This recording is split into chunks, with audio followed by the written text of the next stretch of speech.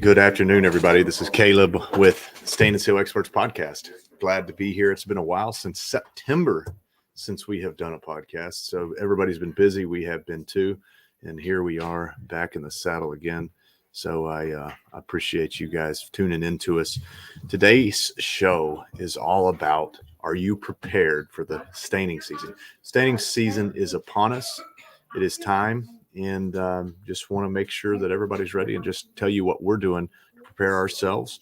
We've been prepared for a little while, and we're getting more prepared every day. So I'm excited for that. I want to see if we got anybody watching here. And let's see here. Pull up some notes that I've got on my phone. Hey, I see somebody on YouTube or on Facebook watching us. Let me know. Can you hear us? Is everything coming in clear? And if it is, that would be great if you would let me know for audio, if everything is going good. Welcome to the Stain and Seal Experts Show. This is the #1 show for professional wood care contractors and enthusiasts. If you're looking to start or grow your stain business, wood staining, wood sealing business, you're at the right place with us. You guys will get access to all the experts in the industry. So all these people tuning in, leaving comments, those are Stain and Seal experts, and they are here with us today. And if we come up with a question that I don't know the answer to, one of those guys or ladies will know the answer. And so that's what makes this community so special, is that we work together. I'm your host. My name is Caleb Roth. I am the co-CEO of Stain and Seal Experts, Nashville's #1 staining contractor, and the founder of Expert Professional Wood Care Products. We are the best and safest way to preserve and protect your exterior wood. We have a goal, and that goal is to be the most responsible wood care company on the planet. And with your help, it's going to happen. So let's get started. So thanks you guys for watching, tuning in. I'll get to you in the comments a little later. Right now, I'm going to dive straight in. I want to talk to you a little bit about planning. I didn't prepare any notes for this. I normally do, but I just wanted to dig right in. And just because Friday is my quarterly planning session, Q2. I talked about this back when we did the virtual staining university. I talked a lot about goal setting, about planning, about targets and priorities. And I don't know if any of you guys have done that. I don't know if any of you guys set goals, set targets, and then establish the proper priorities necessary to make it happen. If you didn't, it's too bad, because we did, and it works. And so I'm going to pull a book out here. I may be able to reference this, but it's very important to set those goals and targets and priorities. If you don't set them, what is the saying? If you aim at nothing, you'll hit it every single time. So I believe in that. So let's see here. I use a sheet called the company priority sheet, or ideas. We use a software, but before we get all this stuff put in, we do use sheets. And here's what it looks like if you're watching company priorities. You can do these things. You can put together these things like this. You can do individual priorities. Let's see here. Yeah. So, I'll show mine. So these are individual priorities. So these would be things like goals I have personally. I love to make personal goals. I've slept under the stars 10 times this year. And so Q1 would be 2 times. I did not do it. I did not sleep under the stars 2 times. Did jujitsu 35 times this year. I did it 3 times this year, or so far Q1. But I am knocking these things down. I'm whittling them out. But when it comes to the business, it's really important that you set these for your business. Because like I said, if you aim at nothing, you hit it every time. So if you're not watching this, you're probably listening to it on audio version, audio only on your, I know a lot of you guys consume podcast content while you're building fence, staining fence, driving, etc. If you get a chance, I will recommend you get on, watch it in video form, just in case you miss something that you can't see with your ears. So planning. Why do we plan? Why would we plan for the year? There's a big difference between responding and reacting. And you always, in my opinion, you always want to respond not react. A reaction is a bad thing. If you go to the doctor and you're sick and they give you a medicine and they say, take this and come back and see me tomorrow.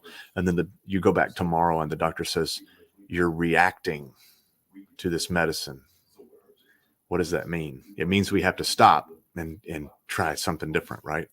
But if you go back to the doctor the next day and the doctor says, you're responding, your body is responding to the medicine, that's a good thing, right? So we always want to respond and not react. And if we can get into a position where we're planning ahead and we're following all the steps and we're hitting our goals, we'll be able to respond in a much more positive way rather than react to whatever thing is coming at us. And so that's it. So I recommend maybe you go back and you look at what you did last year, quarter by quarter. What was our revenue? How many fences did we stain? How many feet did we build? How many cars did we power wash? How many widgets did we make? How many, whatever the thing is, how many roofs did we wash? How many new homes did we build? And you get yourself a baseline. If you've got 2 or 3 years, or 4 years or 5 years of data, even better. Now you can look at this data and you can see what the story's telling you. The story will tell you, well, Q1 is where we do 20% of all of our business for the year. Q2 is where we do 35%. Q3 is where we do 30%. And Q4 is where we do 25%. If you've got 4 or 5 years of data showing that, it makes it real easy to make a prediction of, okay, we did X amount of dollars for Q1, and traditionally that's 20% of our total year. That means there's a good chance that we should hit X number of dollars for quarter 2. And that's a great way to make some projections.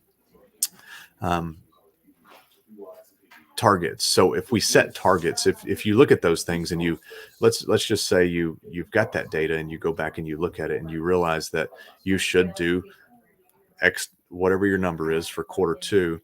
But you think back and you go, but all the previous years, we didn't have a good sales staff, or we didn't have a good marketing arm, or we didn't have a good way to process leads or track leads.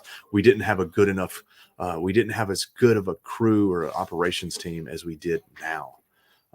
We have better leadership now, or whatever that is. Now you can say, well, we should automatically do this amount now that we have the new crew in place, the new team in place, the new leadership, the new equipment, etc. Then we can make a goal or a target of doing additional money or additional revenue or additional widgets made, or additional houses built. And once you say, okay, I think it's reasonable that we do $500,000 in Q2, or whatever your number is, now you can, there's your target. Now you got to set the priorities. What are the priorities? What's the top 5 things that I have to do in order to make that a reality? And maybe it is, maybe if your target's $500,000 in quarter 2, or $100,000 in quarter 2, or 50,000, whatever the number is, or 15 million, whatever the number is. When you make that priority, it needs to be a solid one. So you need to sit there and really spend some time, and you need to do this with your team, in my opinion, to say, hey, if we want to sell 150 staining projects and complete them in quarter 3 or quarter 2, then what would we have to do in order for that to be a true statement at the end of the quarter? And I think the answer for everyone is different, but it could be things such as, well, we've got to hire another person for operations. We have to hire someone with our bookkeeping. We have to produce 3 jobs a day, every single day.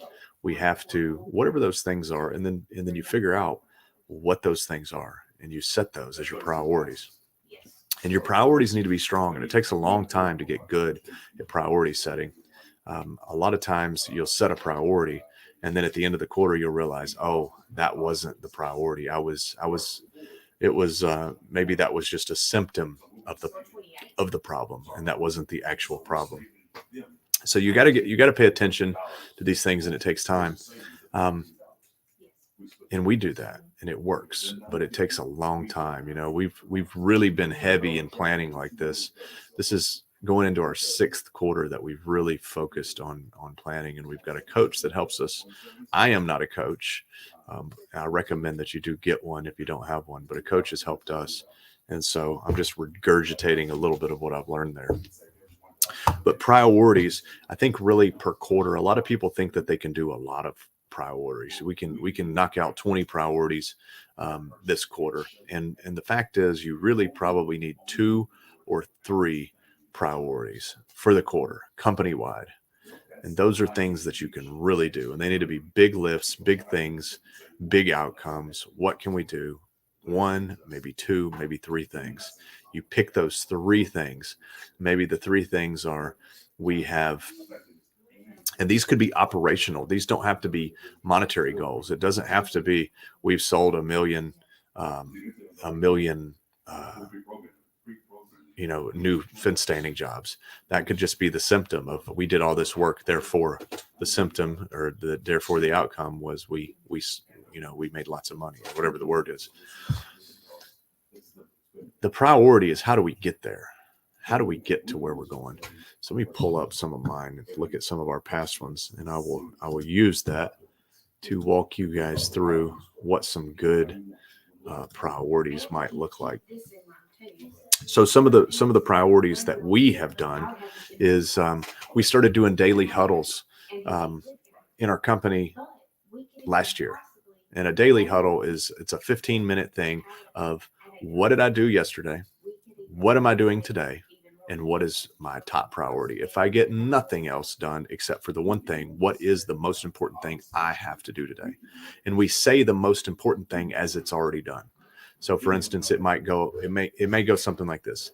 Yesterday, I ran 10 estimates and met with an architect about using us for all of their high-end stain projects.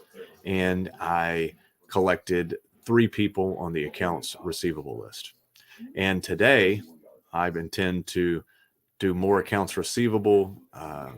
I plan on bidding 3 projects, and I plan on making, a video to highlight the service work that we do, etc. And my most important thing might be I have created a video to answer a commonly asked question for our service business.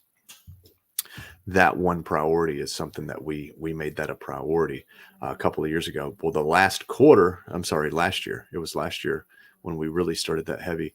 And then we did that with our leadership team. We got really good at it with our leadership team. And then Q1 this year, we brought the entire company in.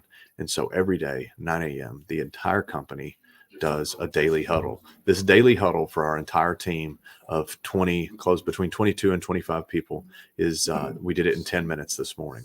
It just boom, boom, boom, boom, boom, boom, boom. And if you can't be there in person, you got to be there by phone. And for us, that was a priority. We made that a priority, and it looks like we made it 97%. We have tomorrow and Friday. We've still got to the end of the quarter, which would be to the 31st. But it looks like we'll knock that out 100%. And let me tell you what happens when you do those daily huddles. It makes you know what's going on in the company. Everybody understands what everybody's doing.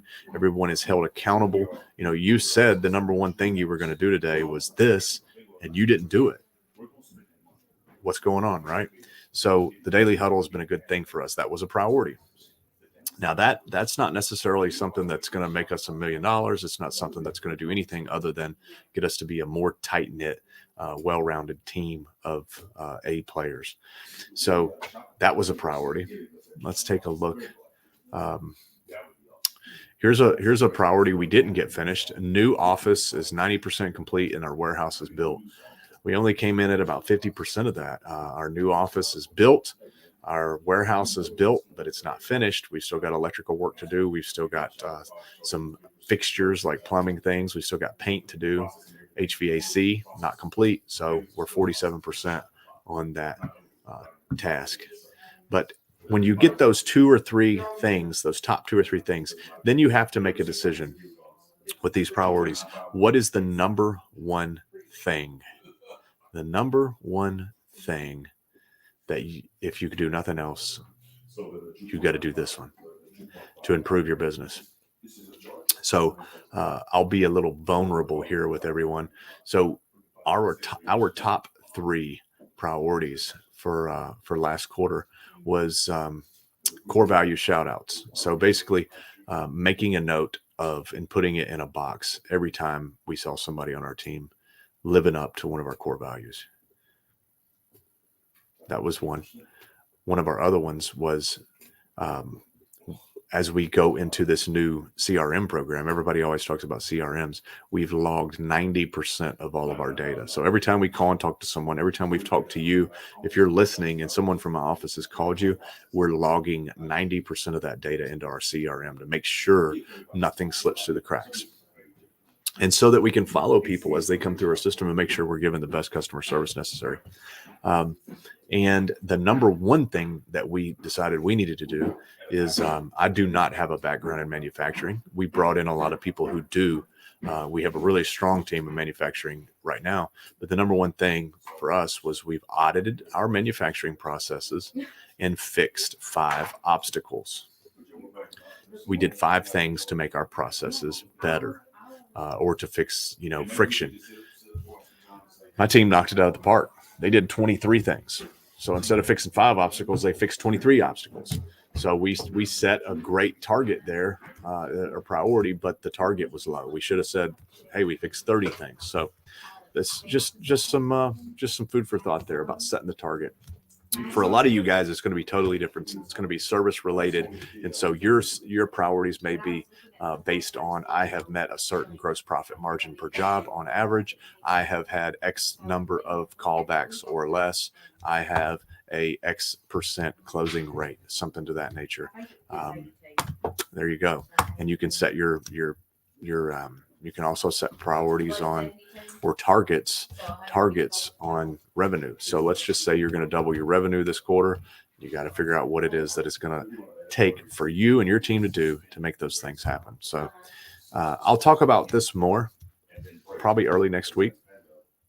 But I just want you guys to be thinking about it. We're at the end of quarter 2 or quarter 1, going into quarter 2. You've got to have a plan. You've got to know what you're doing. You got to know what your usage of product is going to be. You got to know you got to get all these things done. You got to know how much stain you're going to use. You got to know how much labor you're going to need. You got to know and be planning for equipment upgrades. You got to be planning for all this stuff. And you got to know how many leads you need to get to close enough jobs to get to that target number. So this is where the data comes in handy, guys. I don't care if you're doing it on spreadsheets, on a notebook, or in a CRM, but it's good data to have. You got to know what you got, and it makes it really easy also when you keep the data to go back into your system and reach out to those old customers. We're in the staining business. Stains do not last forever. They need to be applied on a regular basis in order to make wood fences, decks, log homes, etc. last forever. And so it's our responsibility to keep up with those customers. They live busy lives, so we got to keep up with that data as well. So recommend keep the data, set the goals, set the targets, set the priorities to make the targets come true, and then the most important thing is execute. Get in there, execute, hold your team accountable, and do the right thing and get it done. I'm going to hit a couple questions before I wrap this up, but it looks like we got loud and clear here. Everybody could hear us. And someone asked, when is our next training seminar? I do not know. I do not have one scheduled. We're looking at possibly doing one in Manchester, England, sometime this year, looking at possibly doing one in Italy, of all places, and looking at one on the west coast of California this year. Possibly, I guess we'll do another one this fall in Springfield, Missouri. But right now, that's all we've got on the books. I do plan to do a virtual university probably in the next 60 days. So give me a thumbs up if that's something you would like to attend. If you haven't done any of our universities, that's okay. I do have some online digital course kind of things that you could look at, and you could look at those. I'm going to see if I can get that link for you. We put up some of our old training videos up, and I'm going to drop a link in here for you. If you haven't gone and seen that, just go see it. Go check out the online portal. The thing about so we have a free online staining university, and it has you log into it because it records what you have done. So if you have all your team members go in and make an account here, all your team members can go through each one of the modules and it'll check off when it's done, so you can watch your progress. And then when we upload new content into there, you'll be able to see that you haven't consumed that yet and it would be time to do it. So I recommend joining the online training portal there. It's free. We don't sell your information. It is strictly used to keep track of you, and that's it. So it's free. There's no upsell. There's no buy my course. None of that. It's literally free training. And it's not just from us. It's from people from all over the country, experts from all over the country. So check that out. The link is in the comments there. Appreciate you guys watching. Dylan, Al Martins, Chase, several others that are unnamed here, but I appreciate you watching. That's it. Be sure to check out expertwoodcare.com. Click on the retailers tab. You can find out where to buy the stains that sponsor this show. Expert Professional Wood Care is our sponsor. Thank you so much for that. Professional wood care is important when you're a contractor. It is also important when you're a homeowner, and you've got to have something that you're guaranteed to get a professional result with. There's nothing worse than using a product that's hard to use and hard to get good results with. It's not fair, and it doesn't have to be that way. So check out expertwoodcare.com. Got a lot of retailers there. Lots of online retailers and lots of brick and mortar retailers. So if you can't find it close by in driving distance, someone can have it to your doorstep within 24 to 48 hours. So thanks for checking us out, and we'll see you guys on the next Stain and Seal show. Thanks.